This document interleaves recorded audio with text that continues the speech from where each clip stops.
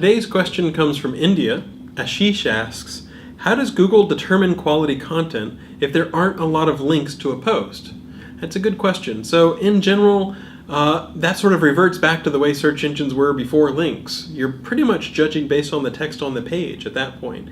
So Google has a lot of stuff to sort of say, okay, the first time we see a word on a page, count it a little bit more. The next time, okay, a little more, but not a ton more. And then after a while we say, you know what, we've seen this word, maybe this page is about this topic, but it doesn't really help you to keep repeating that keyword over and over and over again. And in fact, at some point, we might view that as keyword stuffing, and then the page would actually do less well, not as well as just a moderate number of mentions of a particular piece of text.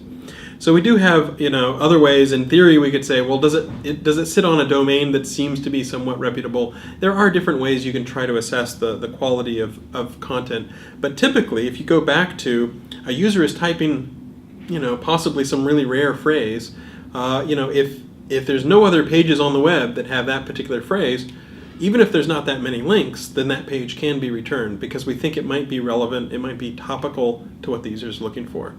So it can be kind of tough, but at that point we sort of have to fall back and assess based on the quality of the content that's actually on the text, that's actually on the page.